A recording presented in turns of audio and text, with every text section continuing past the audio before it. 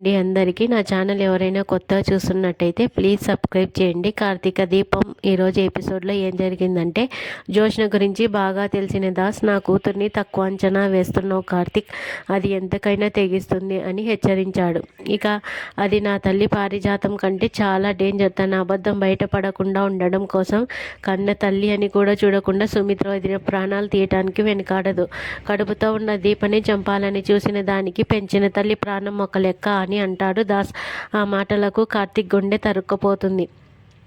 ఇక ఇంతలో డాక్టర్ హారిక నుండి ఫోన్ వస్తుంది. ఆమె గొంతులో వణుకు స్పష్టంగా కనిపిస్తోంది. కార్తీక్, దశరథ గారు మళ్ళీ హాస్పిటల్కి వచ్చి రిపోర్ట్స్ అడుగుతున్నారు. మీకు సాయం చేద్దామనుకుంటే నేను ఇబ్బందుల్లో పడేలా ఉన్నాను. ఈ ఒత్తిడి నేను భరించలేను అని డాక్టర్ చెబుతుంది. దాంతో కార్తీక్, డాక్టర్ భయపడకండి, ఆ రిపోర్ట్స్ని మా మామయ్యకు పంపించేసేయండి, రేపటితో ఈ నాటకానికి తెర పడుతుందని అంటాడు కార్తీక్. ఆ మాట వినగానే దాస్ కళ్ళల్లో ఒక మెరుపు మెరిసింది. ఇక కార్తీక్, నువ్వు యుద్ధానికి సిద్ధమయ్యావని నాకు అర్థమవుతోంది. రేపు నిజం గెలవాలి అని అంటాడు దాస్. నువ్వు ఏం చేసినా నీ వెనుక నేను ఉంటాను, నా ప్రాణం అడ్డేస్తాను అని మాటిస్తాడు దాస్. రేపు దీప అనసూయ మాట్లాడుకుంటూ ఉంటారు. మీ అత్తగారు గుడిలో నీ పేరుపై పూజ చేయించడానికి తెచ్చిన ప్రమిదలు, కొబ్బరికాయలు ఏం చేయమంటావు దీప అని అడుగుతుంది అనసూయ. ఇక గుడిలో చాలామంది ఉంటారు కదా, వాళ్ళకి ఇచ్చే అక్క అంటుంది కాంచన. అవసరం లేదులే అమ్మ, రేపు నేను నా భార్య గుడికి వెళ్తాము, వాటిని అలాగే ఉండనివ్వు అంటాడు కార్తీక్. మేము కూడా వస్తాము అంటుంది కాంచన. నువ్వు మా కోసమే కదా మొక్కుకున్నావు, మేము వెళ్ళొస్తాంలే అమ్మ అంటాడు కార్తీక్. ఏది అయితే ఏంటి, మీరు బాగుండటమే నాకు కావాలి అంటుంది కాంచన. ఇక దశరథ శివనారాయణ ఒక దగ్గర కూర్చొని మాట్లాడుకుంటూ ఉంటారు. ఇంతలో డాక్టర్ కాల్ చేసి రిపోర్ట్స్ మెయిల్ చేశానని చెప్తుంది. వాటిని చూసి దశరథ షాక్ అవుతాడు. ఏమైంది దశరథ అని అడుగుతాడు శివనారాయణ. ఏం లేదు నాన్న అంటాడు దశరథ. ఇంతలో కార్తీక్ ఫోన్ చేస్తాడు. ఇంపార్టెంట్ కాల్ నాన్న, మనం రేపు మాట్లాడుకుందామని చెప్పి పక్కకు వస్తాడు దశరథ. రిపోర్ట్స్ వచ్చాయా మామయ్య అని అడుగుతాడు కార్తీక్. నీకెలా తెలుసురా? అయినా రిపోర్ట్స్ ఏంటి, డాక్టర్ ఎందుకు రిపోర్ట్స్ తప్పుగా చెప్పిందని అడుగుతాడు దశరథ. రేపు ఉదయం గుడికి రా మామయ్య, అక్కడ అన్ని నిజాలు మాట్లాడుకుందాం అంటాడు కార్తీక్. ఇక దీప, ఉదయం నీ ముఖంలో ఉన్న బాధ ఇప్పుడు లేదు బావా, ఎందుకు అంటుంది. ఇక రేపు ఏం చేయబోతున్నావు, గుడికి ఎందుకు అని అడుగుతుంది దీప. రేపు అన్నీ తెలుస్తాయిలే, పడుకో, ఉదయాన్నే లేవాలి అంటాడు కార్తీక్. అమ్మను నేను ఎలా కాపాడుతాను బావా, బ్లడ్ శాంపిల్స్ మ్యాచ్ అయితే సమస్య తీరిపోయినట్లేనా? నేను అసలైన కూతురని చెప్పే ఎవరైనా నమ్ముతారా? దాస్ బాబాయ్ ఎక్కడున్నాడో తెలియదు, ఎప్పుడు వస్తాడో తెలియదు, ఈ సమస్యకు పరిష్కారం ఏంటి అని అడుగుతుంది ఇక దీప. ఇక దాస్ మామ ఎక్కడున్నాడో తెలిసింది, తను కూడా రేపు గుడికి వస్తాడు, ఉదయం అన్ని విషయాలు చెప్తాను, పడుకో అంటాడు కార్తిక్. మరోవైపు సుమిత్ర జోష్న మాట్లాడుకుంటూ ఉంటారు. దశరథ అక్కడే కూర్చొని దీర్ఘంగా ఆలోచిస్తూ ఉంటాడు.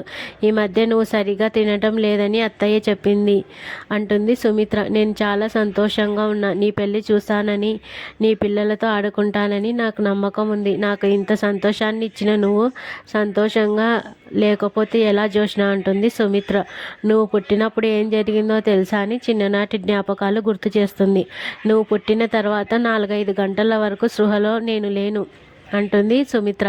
అప్పుడే పిల్లలను మార్చేసి ఉంటారు అని మనసులో అనుకుంటుంది జోష్న. కళ్ళు తెలవగానే ఊయలలో ఉన్న నిన్ను చూపించారు, ఇది నా బిడ్డేనా అనిపించింది అని అంటుంది సుమిత్ర. చూపులోనే నీ బిడ్డ కాదని గుర్తుపట్టావన్నమాట అని మనసులో అనుకుంటుంది జోష్న. అప్పుడు ప్రేమగా నిన్ను దగ్గరికి తీసుకున్నాను, నువ్వు ఏడుపు ఆపలేదు. మీ నాన్న ఎత్తుకున్న ఏడుపు ఆపలేదు, కానీ పారిజాతం అత్తయ్య చేతిలోకి వెళ్ళగానే నువ్వు ఏడుపు ఆపేశావని జోష్నతో చెప్తుంది సుమిత్ర. నేను ఆవిడ మనవరాలిని కదా, అందుకే ఆపి ఉంటాను అని మనసులో అనుకుంటుంది జోష్న. ఇక చాలు, పడుకో అంటాడు దశరథ. మీరు పడుకోరా అంటుంది సుమిత్ర. నేను రేపు చేయాల్సిన ఒక ముఖ్యమైన పని ఉంది, అది చేసి నాకు కొంత రిలీఫ్ వస్తుంది, అందుకే ఎప్పుడు తెల్లారుతుందా అని వెయిట్ చేస్తున్నాను అంటాడు దశరథ. నేను హాస్పిటల్కి వెళ్ళి వచ్చిన దగ్గర నుండి డాడీ ప్రవర్తనలో ఏదో తేడా ఉందని మనసులో అనుకుంటుంది జోష్న. రేపు ఏం జరిగిపోతుందో అని ఆలోచిస్తుంది జోష్న. ఇక గుడిలో కలుసుకుంటారు కార్తీక్, దశరథ. జోష్నపై నాపై ఈ అనుమానం ఇప్పుడు మొదలైంది కాదురా. దాసును జోష్ను చంపాలనుకుంది. కానీ ఎందుకు? శౌర్య దీపల మీద అటాక్ జరిగినప్పుడు దీప వచ్చి జోష్నను కొట్టింది. ఆ రోజు బయటపడలేదు. కానీ నాకు జోష్నపై అనుమానం వచ్చింది. ఇలా ఎప్పటికప్పుడు తన ప్రవర్తన నేను గమనిస్తూనే ఉన్నాను. ఒక్కరోజు కూడా నేను అనవసరంగా నా కూతుర్ని అనుమానిస్తున్నానా అని నాకు అనిపించలేదు. మొన్న షాంపిల్స్ మ్యాచ్ కానప్పుడు అందరూ షాక్ అయితే తను మాత్రం ఇది నాకు ముందే తెలుసు అన్నట్లుగా ఉంది. ఇక షాంపిల్స్ మ్యాచ్ అయ్యాయని చెప్పినప్పుడు మాత్రం షాక్ అయింది. అసలు ఈ రిపోర్ట్స్ విషయంలో ఏం జరుగుతోంది? డాక్టర్ ఎందుకు తప్పుడు రిపోర్ట్స్ ఇచ్చింది? ఈ రిపోర్ట్స్ చూస్తే జోష్నకు మాకు ఎలాంటి సంబంధం లేదు అన్నట్లుగా ఉంది. అసలు ఏం జరుగుతోంది అని కార్తీక్ని నిలదీస్తాడు దశరథ. నేను ఈ వివరాలు ఏమీ తెలుసుకోకుండా నేరుగా సుమిత్రను ఆపరేషన్కి తీసుకెళ్ళి ఉంటే మీరంతా కలిసి నా భార్యని చంపేవాళ్ళు కదా అని అంటాడు దశరథ. అంతటితో ఈరోజు ఎపిసోడ్ పూర్తవుతుంది.